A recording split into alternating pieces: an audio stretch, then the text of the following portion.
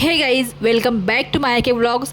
तर आज मी तुम्हाला दाखवणार आहे काळ्या चण्याची झणझणीत आमटी कुकरमध्ये कशा प्रकारे आपण करू शकतो। अगोदर चणे उकळून घ्यायची अजिबात गरज नाही आहे। कुकरमध्येच आपण एकदम छान प्रकारे काळ्या चण्याची आमटी जी आहे ती करू शकतो। भन्नाट रेसिपी आहे, खूप चवदार आमटी होते ही। लहान मुलांपासून ते मोठ्या माणसांपर्यंत सगळ्यांना आवडेल अशी ही आमटी आहे। तर चला व्हिडिओला आपण सुरुवात करूया। पण त्यापूर्वी जर तुम्ही माझ्या चॅनलला सबस्क्राईब केलं नसेल तर चॅनलला सबस्क्राईब करा, तुमच्या फॅमिली आणि फ्रेंड्सबरोबर शेअर करा आणि बेल आयकनचं बटन जरूर प्रेस करा, जेणेकरून जेव्हाही मी व्हिडिओज पोस्ट करेल तुमच्यापर्यंत त्याचं नोटिफिकेशन जे आहे सगळ्यात अगोदर येईल। तर या ठिकाणी हे अर्धा वाटी काळे चणे मी रात्रभर भिजत ठेवलेले होते। आता या चण्यामध्ये मी एक बटाटा कापून टाकत आहे। उसळी म्हटल्या कोणत्याही उसळीमध्ये बटाटा हा छानच लागतो। तर या ठिकाणी मी देखील या चण्यामध्ये एक मीडियम साईजचा बटाटा जो आहे तो कापून टाकत आहे। पावसाळा सुरू झालेला आहे, पावसाळ्यामध्ये भाज्या खूप कमी प्रमाणात मिळतात, तर त्यावेळेस आपण अशा कडधान्यांचा उपयोग करतो आणि तुम्ही जर अशा प्रकारे भाजी बनवली तर तुमच्या घरातली लहान मुलं देखील खूप चवीने भाजी खातात ही। तर या ठिकाणी ही भाजी बनवण्यासाठी आपल्याला एक मसाला तयार करायचा आहे। तर या ठिकाणी मी कोणत्याही प्रकारे जिन्नस जे आहे ते भाजून घेणार नाही आहे, आपण कच्चे जिन्नसच मिक्सरला लावणार आहोत। तर या ठिकाणी मी घेतलेले आहेत 2 मीडियम साईजचे कांदे। कांद्यांना अशा प्रकारे रफली चॉप करून टाकायचं आहे। त्यानंतर यामध्ये टाकायच्या आहेत 4 ते 5 लसणाच्या पाकळ्या। लसणाच्या पाकळ्या मी ज्या आहेत कापून घेतलेल्या आहेत। यामध्ये टाकणार आहे मी अर्धा इंचपेक्षा कमी आलं। लसूण आणि आल्याची जी टेस्ट आहे ती भाजीमध्ये, कोणत्याही भाजीमध्ये भन्नाट उतरते, त्यामुळे आलं आणि लसूण नक्की टाका। आता इथे आलं आणि लसूण टाकल्यानंतर आपल्याला यामध्ये टाकायचं आहे खोबरं।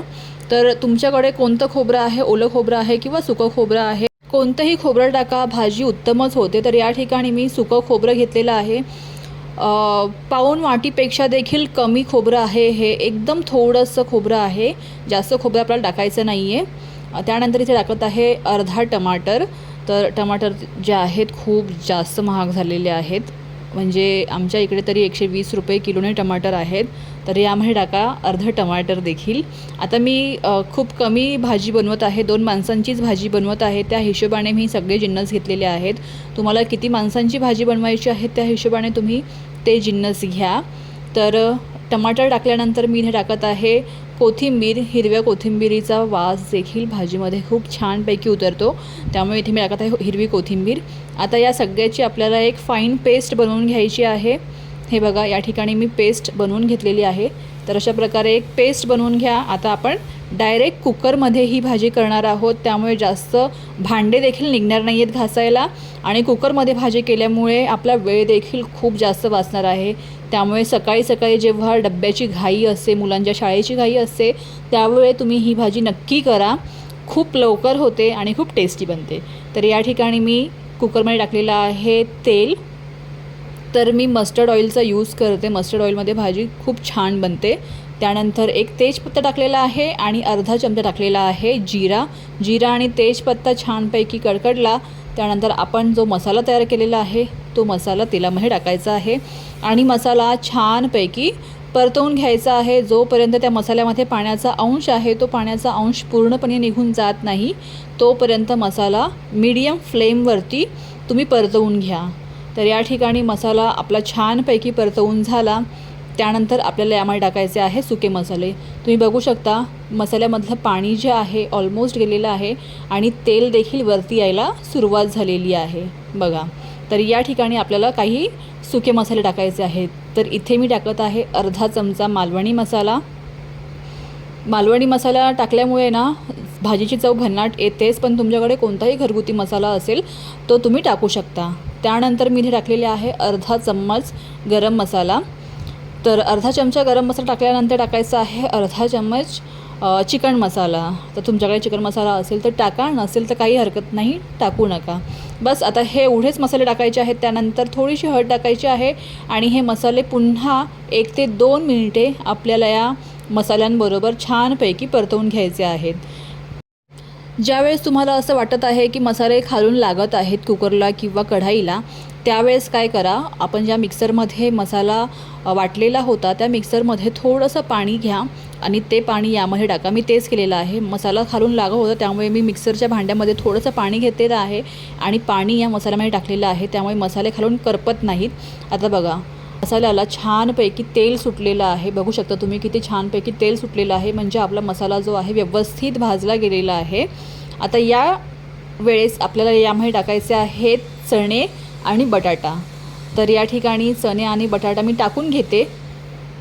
तुम्ही सेम रेसिपीचा उपयोग करून वेगवेगळ्या कडधान्यांची भाजी बनवू शकता. मूग झाले, वाटाणे झाले, काळे वाटाणे झाले, हिरवे वाटाणे झाले, काबुली चणे झाले. भाजी खूप छान बनते आणि सकाळी सकाळी टिफिनची जी आपली टेन्शन असतं ना की काय टिफिन बनवायचा याचा प्रश्न देखील सुटतो. तर या ठिकाणी चणे आणि बटाटा जो आहे मी टाकून घेतलेला आहे. 1 मिनटं छानपैकी चणे आणि बटाट्याला मसाल्यांबरोबर मिक्स करा आणि त्यानंतर यामध्ये आपल्याला गरम पाणी टाकायचं आहे. कधीही जेव्हा तुम्ही कोणत्याही प्रकारची उसळ बनवता किंवा रश्श्याची भाजी बनवता त्यावेळेस तुम्ही यामध्ये जर गरम पाणी वापरलं ना तर भाजी एकतर लवकर बनते आणि त्याचबरोबर भाजीला जी तर्री आहे ती छान येते आणि चव देखील भाजीची छान होते. तर या ठिकाणी तुम्हाला कितपत पातळ आमटी हवी आहे किंवा कितपत घट्ट आमटी हवी आहे त्या हिशोबाने तुम्ही पाणी टाका. पाणी थोडंसं जास्त टाकलं तरी काही हरकत नाही, कारण की आपल्याला शिजवायला पाणी लागणारच आहे. आता या ठिकाणी आपण टाकूया चवीनुसार मीठ. मीठ टाकल्यानंतर पुन्हा एकदा या भाजीला आपण छानपैकी हलवून घेऊया आणि यावरती झाकण लावून या भाजीला मी कमीत कमी 6 ते 7 शिट्ट्या देते. म्हणजे 3 शिट्ट्या मी फास्टमध्ये देते आणि उरलेल्या 4 शिट्ट्या ज्या आहेत त्या मी स्लोमध्ये देते. म्हणजे चणे जे आहेत व्यवस्थित शिजले जातात. जर चणे कच्चे राहिले तर ॲसिडिटीचा त्रास होऊ शकतो, त्यामुळे चण्यांना व्यवस्थित शिजणं खूप महत्त्वाचं आहे.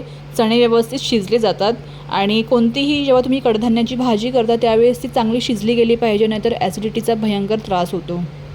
तर या ठिकाणी 7 शिट्ट्या झालेल्या आहेत. आता आपण कुकर ओपन करूया. कुकर जेव्हा पूर्णपणे थंड होईल किंवा त्यातली पूर्णपणे हवा निघून जाईल त्याच वेळेस ओपन करा. तर या ठिकाणी आपली चण्याची आणि बटाट्याची जी रस्सा भाजी आहे किंवा आमटी आपण म्हणू शकतो ती रेडी आहे. तुम्ही बघू शकता किती सुंदर दिसते आणि तेवढीच सुंदर ती होते देखील.